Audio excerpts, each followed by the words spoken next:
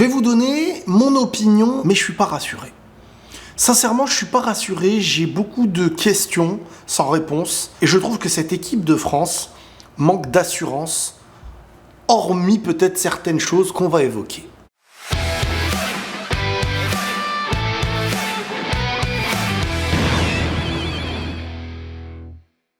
Les amis, bonjour, j'espère que vous allez bien, que tout se passe pour le mieux pour vous.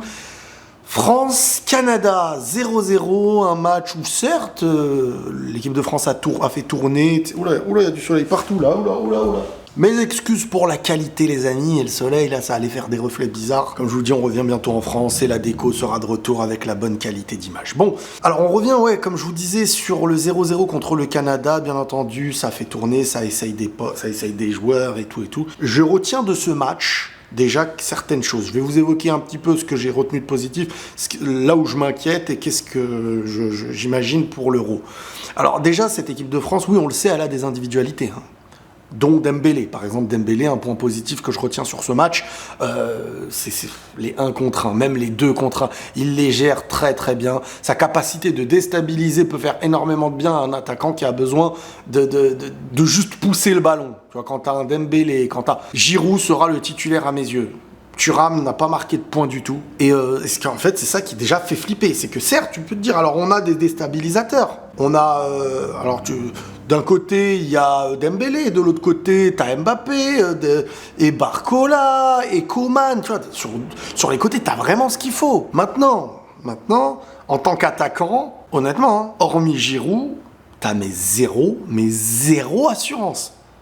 Randal Kolo Muani, alors lui, il va faire moins bien qu'un Dembélé sur son côté, moins bien qu'un Barcola, moins bien qu'un Mbappé, mais il peut déstabiliser. C'est pas le tueur, donc t'as pas d'assurance avec ces joueurs-là. Ni Kolo Muani, ni Thuram.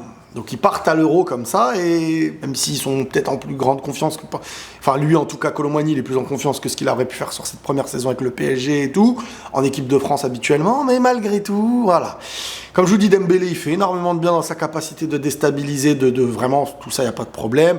Bon, Mbappé, il était remplaçant, il est rentré en jeu, bon, hormis la dernière action où il arrive, il fixe en contre un double contact, il tire, ce qui est une très belle action. Bon, Kylian, voilà, c'est Kylian, on sait que ça va être le titulaire, c'est le capitaine, et voilà, et on attend quand même de voir, ce qu'il va donner pour l'Euro. Maintenant, on arrive au milieu. Et au milieu, les gars, déjà, t'as N'Golo Kanté. Alors, les gars, moi, je vous le dis tout de suite. N'Golo Kanté, c'est titulaire indiscutable.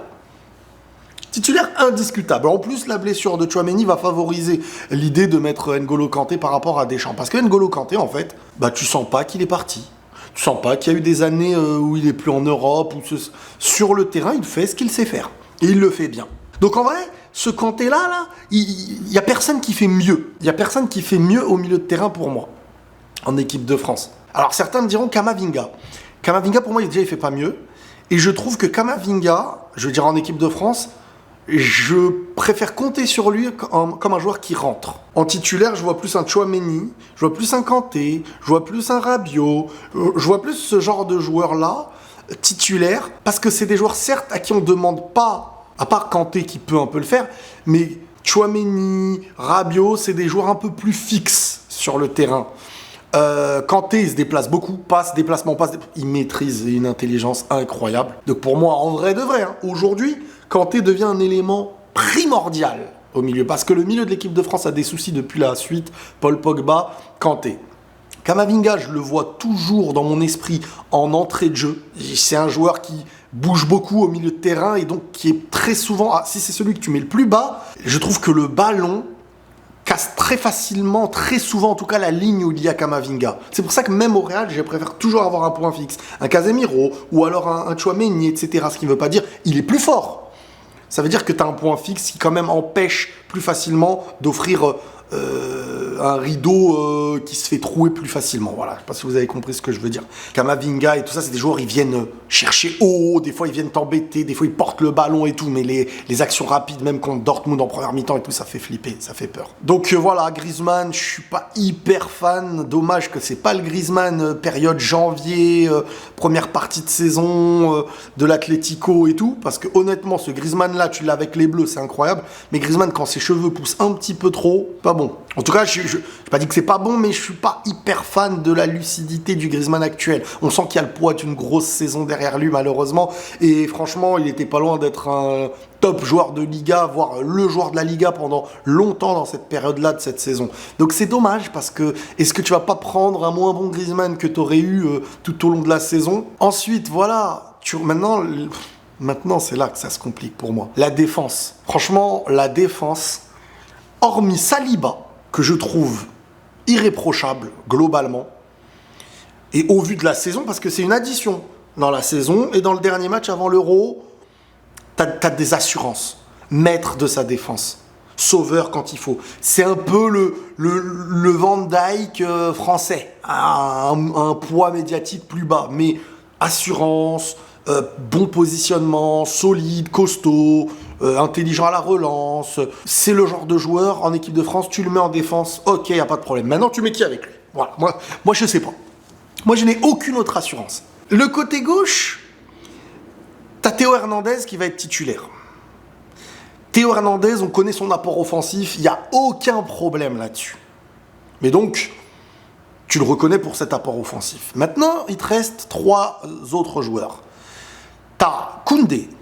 Koundé à droite, les gars, quand il a le ballon, je suis pas hyper rassuré s'il y a un pressing ou qu'il n'a pas de soluce.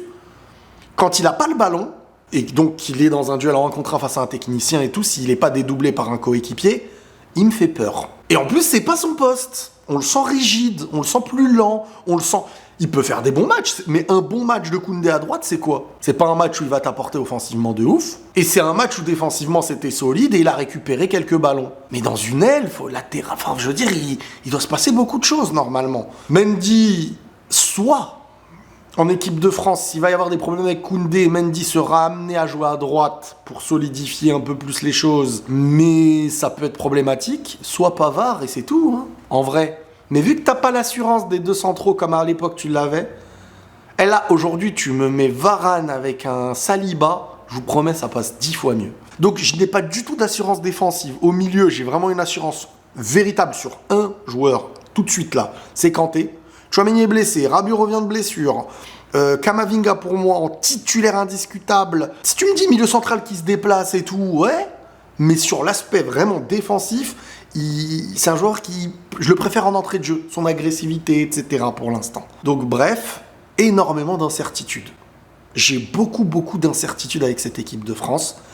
Et hormis s'il y a des grosses individualités, Kylian, Giroud sur la finition, Dembélé, j'ai pas d'assurance de malade. Et Kanté, c'est aussi un poids pour moi qui assure, mais il est tout seul, il pourra pas. Kanté, c'est un mec, aucune perte de temps dans ses choix. Toujours bien positionné, en déplacement. C'est le prime de ce poste-là qu'on demande. Franchement, pour moi, Kanté, c'est magnifique. Mais pour le reste, j'ai beaucoup d'incertitudes. On ne sait pas, il suffit d'un Mbappé qui est moyen, comme un peu sur cette saison, un Dembélé qui fait des diffs, mais pas plus, et au final, qui n'en retient rien. Un Giroud qui est moins alimenté, imaginons, face à des gros matchs intensifs. Une défense qui, dès qu'elle va être mise en danger, elle pourra encaisser. Moi, je n'ai pas de grosse assurance. Hein. Ça dépendra des matchs que tu vas jouer. Mais je peux me tromper, on verra les premiers matchs de l'Euro, parce que c'est des matchs amicaux, tout ça et tout. On verra. On verra les amis, quel sera le milieu et tout et tout. Prenez tous soin de vous et la paix sur vous.